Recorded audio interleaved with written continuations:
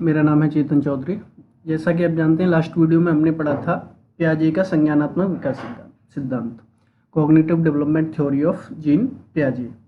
आज हम पढ़ने वाले हैं जेरोम ब्रूनर का संज्ञानात्मक विकास सिद्धांत। तो लास्ट वीडियो में हमने डिस्कस किया था कि पियाजे ने जो अपना संज्ञानात्मक विकास सिद्धांत दिया था उसमें स्टेजेस ऑफ डेवलपमेंट बताई थी। ये मैं आपको बता दूं, ये सिलेबस के ऊपर हम डिस्कस कर रहे हैं और आज का जो टॉपिक है वो है Brunner's cognitive development stages. Brunner's cognitive development stages, तो यहाँ पे स्टेजेस लिखा हुआ है, लेकिन अगर हम इस थ्योरी को पढ़ेंगे तो हम जानेंगे कि ब्रूनर ने डेवलपमेंट स्टेजेस न देकर बल्कि ज्ञान का रिप्रेजेंटेशन, ज्ञान का प्रस्तुतिकरण की बात की थी। यानी कि जो पियाजे की थ्योरी थी, कॉग्निटिव डेवलपमेंट थ्योरी, उसमें पियाजे ने बात की थी डेवलपमेंटल स्टेजेस की, जिसमें उन्होंने जो है डिस्कस किया था कि जो डेवलपमेंट स्टेजेस होती है उनमें एक स्टेज आपकी 0 से 2 होती है, एक 2 से 7 होती है, एक 7 से 11 होती है और एक होती है 11 से 15। तो इन 4 स्टेजेस के बारे में किसकी थ्योरी में जिक्र आता है? पियाजे की थ्योरी में। ठीक है, लेकिन ब्रूनर ने क्या किया है? ब्रूनर ने नॉलेज का रिप्रेजेंटेशन के रूप में कुछ अपने कॉन्सेप्ट दिए हैं। इन कॉन्सेप्ट में हम पढ़ेंगे कि एक जो ज्ञान का निर्माण होता है वो एक पर्टिकुलर स्टेज में नहीं होता, पर्टिकुलर एज में नहीं होता, बल्कि जो आपको मैंने लास्ट वीडियो में बताया था वाइगोट्स्की के बारे में। वाइगोट्स्की ये मानते हैं कि जो बच्चा सीखता है वो हमेशा मोर नॉलेजेबल अदर, यानी कि अपने से बड़े से सीखता है। ठीक है, और ब्रूनर ये मानते हैं कि बच्चा ज़्यादातर डिस्कवरी से सीखता है। ठीक है, डिस्कवरी यानी कि खोज से सीखता है। साथ ही साथ ब्रूनर कहीं ना कहीं समर्थन करते हैं वाइगोट्स्की का। वाइगोट्स्की की जो आपने जो मोर नॉलेजेबल अदर और इसको फोल्डिंग सुना होगा, तो इसके फोल्डिंग के बारे में जो इसके फोल्डिंग टर्म दिया था वो ब्रूनर ने दिया था। ठीक है, वाइगोट्स्की के मोर नॉलेजेबल अदर यानी कि अपने से बड़े से सीखने वाला जो कॉन्सेप्ट था उसको नाम दिया था ब्रूनर ने स्कैफोल्डिंग का। यानी कि जो भी टीचर हो या घर में परिवार का सदस्य हो, जो वो बच्चे को सिखाता है तो वो धीरे धीरे सिखाना शुरू करता है।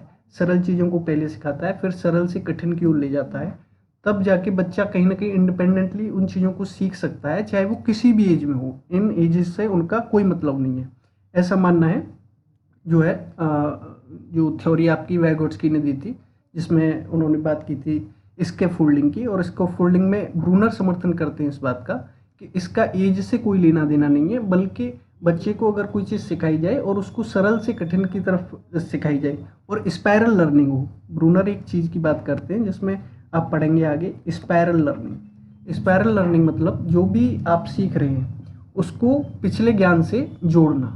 जब आप पिछले ज्ञान से जोड़ते चलते हैं, स्पायरल मतलब कि आपने देखा होगा कि किसी नोटबुक में स्पायरल होती है तो उसमें एक एक कड़ी जुड़ी हुई होती है। ठीक है, अगर मान लीजिए कहीं से भी बीच से टूट जाती है तो फिर वो कहीं ना कहीं काम नहीं करेगी आपकी जो स्पायरल कराई आपने।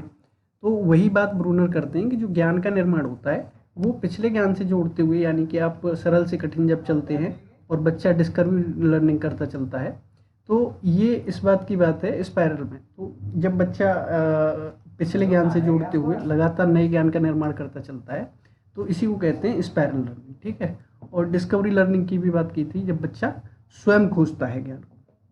तो ऐसा ब्रूनर मानते हैं। यहाँ पे आप नोट्स में देखेंगे प्रतिनिधित्व के प्रकार, मोड्स ऑफ रिप्रेजेंटेशन जो है जेरोम ब्रूनर ने दिए थे। अब हम यहाँ पे पढ़ रहे हैं जेरोम ब्रूनर का संज्ञानात्मक विकास सिद्धांत। ठीक है, जेरोम ब्रूनर का संज्ञानात्मक विकास सिद्धांत। ठीक है, तो प्रतिनिधित्व के प्रकार यानी कि मोड्स ऑफ रिप्रेजेंटेशन जो दिए थे उनमें इनेक्टिव मोड यानी कि क्रियात्मक विधि, तो क्रियात्मक विधि, आइकॉनिक मोड यानी कि चित्रात्मक विधि और सिंबॉलिक मोड प्रतीकात्मक विधि, इन 3 विधियों का जो है जिक्र जेरोम ब्रूनर ने अपनी थ्योरी में किया था। ठीक है, तो इनेक्टिव मोड में क्या होता है कि knowledge is stored through actions, यानी कि जो जेरोम ब्रूनर हैं वो सबसे पहली स्टेज जो मानते हैं इनेक्टिव मोड को। ठीक है, इसको हम कहें कि लर्निंग बाय डूइंग, बच्चा जो सीखता है वो कार्य करके सीखता है। ठीक है, लर्निंग बाय डूइंग, जिसको आप एनसीएफ 2005 में देखें तो एनसीएफ 2005 को हम कह सकते हैं वो कहीं ना कहीं जेरम ब्रूनर की इस थ्योरी से प्रभावित है।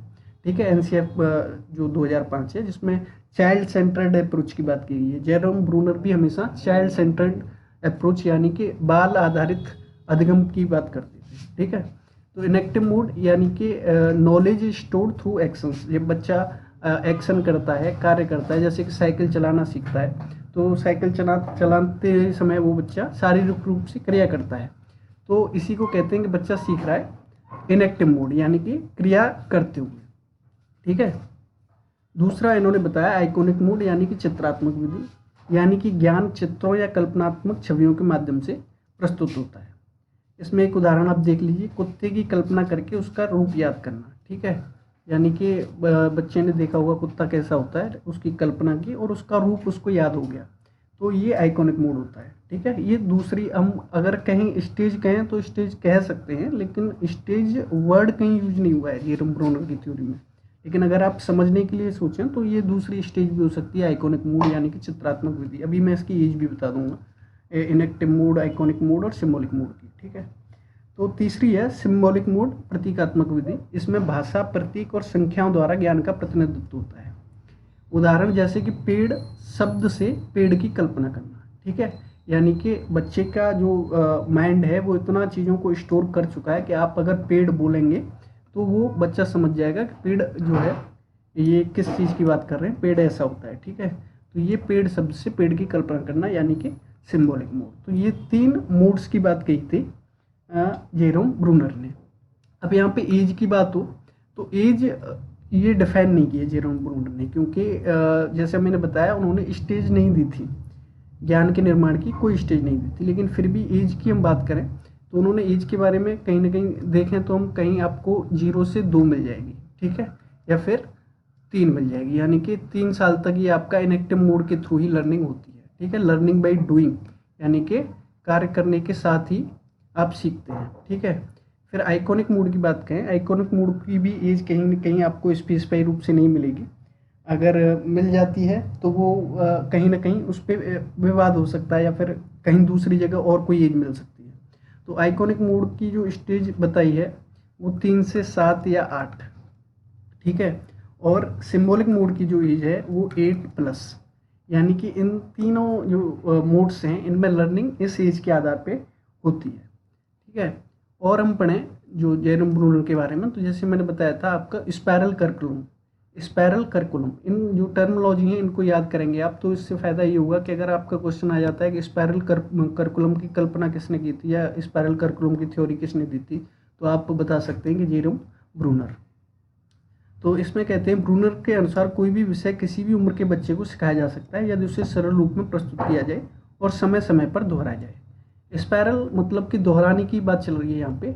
आप कोई भी विषय अगर बच्चे को सिखा रहे हो तो ऐसा नहीं कि सिखाने के बाद आपने छोड़ दिया। ठीक है, छोड़ना नहीं है, बल्कि उसको जोड़ते हुए बार बार दोहराना है, इसी को स्पायरल करिकुलम कहते हैं। ठीक है, तीसरी बात डिस्कवरी लर्निंग का कॉन्सेप्ट किसने दिया अगर बात करें तो फिर जेरोम ब्रूनर का ही नाम आता है, खोज आधारित अर्गनम। Bruner believe that student learn better when they actively discover knowledge themselves. जब वो स्वयं से नॉलेज को खोजते हैं, ठीक है, ज्ञान की खोज करते हैं, तब वो सीखते हैं चीज़ों को, तब वो बेटर सीख सकते हैं। ब्रूनर का मानना था कि छात्र तब बेहतर सीखते हैं जब वे स्वयं ज्ञान की खोज करते हैं, न कि केवल सुनकर सीखते हैं। उदाहरण जैसे कि चुंबक कैसे काम करता है इसकी आप थ्योरी बताते रहें और एग्जाम्पल्स देते रहें, बच्चा नहीं सीखेगा, बल्कि यह बताने की बच्चे को आप प्रयोग दे दें। ठीक है, एक चुंबक दे दें और देखें, बच्चा खुद ही सीखता है कि चुंबक कैसे काम कर रहा है। तो इसकी बात डिस्कवरी लर्निंग यानी कि जेरोम ब्रूनर ने की थी। स्कैफोल्डिंग विद वाइगोट्स्की, स्कैफोल्डिंग जो शब्द है वो वाइगोट्स्की ने नहीं दिया था। हम कहें तो सबसे पहले टर्म जो स्कैफोल्डिंग का था वो ब्रूनर ने यूज किया, लेकिन स्कैफोल्डिंग हम समझने के लिए कह सकते हैं कि जो वाइगोट्स्की ने मोर नॉलेजेबल अदर की बात की थी अपनी थ्योरी में, उसको एक नाम दिया जो है जेरोम ब्रूनर ने स्कैफोल्डिंग, यानी कि यह एक अस्थाई सहारा है। यानी कि आप बच्चा जब सीख रहा है स्वयं से सीख रहा है चीज़ों को, ठीक है, लेकिन उसको कहीं ना कहीं प्रॉम्प्ट की ज़रूरत है, सहारे की ज़रूरत है, तो उसको वो सहारा दे दिया जाता है। यह एक अस्थाई सहारा है जो बच्चों को सीखने में मदद करता है। और जब बच्चा स्वयं सक्षम हो जाता है, उस चीज़ को इंडिपेंडेंटली सीख लेता है, तो यह सहारा हटा लिया जाता है। इसी को स्कैफोल्डिंग कहते हैं। ठीक है। उदाहरण, शिक्षक धीरे धीरे सहायता कम करते हुए बच्चे की पहेली हल करके देता है। ठीक है। अगर पियाजे से तुलना करें तो जो फोकस है ब्रूनर का वो इंस्ट्रक्शन एंड लर्निंग प्रोसेस पे है।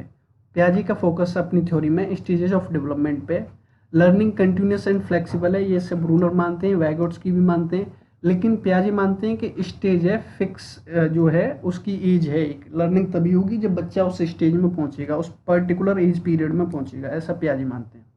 ठीक है। जो ब्रूनर की थ्योरी है उसमें लैंग्वेज का सेंट्रल रोल है।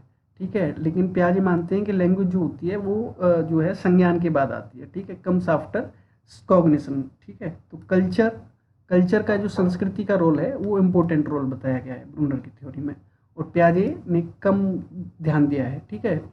विरोधी कोई नहीं है किसी का, इन दोनों ही अगर मनोविज्ञानों की बात की जाए तो ब्रूनर कहीं ना कहीं पियाजे से प्रभावित थे और वैगोट्स्की से भी प्रभावित थे, तो उन्होंने एक संतुलित थ्योरी अपनी दी। ठीक है। जो दोनों ही क्या एक तरीके से कहेंगे समर्थन करती है, लेकिन उसके अपने तर्क थे ब्रूनर के। ठीक है। तो ब्रूनर का जन्म 1916 में हुआ था, आप इस चीज़ को याद रखिएगा। 1916 के बाद 2016 में उनकी मृत्यु हुई थी, तो लगभग 100 साल का उनका जीवन काल था। ठीक है। जेनम ब्रूनर के सिद्धांत का महत्व आप इसे पढ़ सकते हैं, ये नोट्स आपको व्हाट्सएप पर मिल जाएंगे, और जो सिलेबस की हम बात कर रहे हैं ये भी आपको व्हाट्सएप के जो है हमारा एक पेज है उस पर मिल जाएगा, जिसकी लिंक आपको डिस्क्रिप्शन में प्रोवाइड कर दी जाएगी। ठीक है। Thank you so much.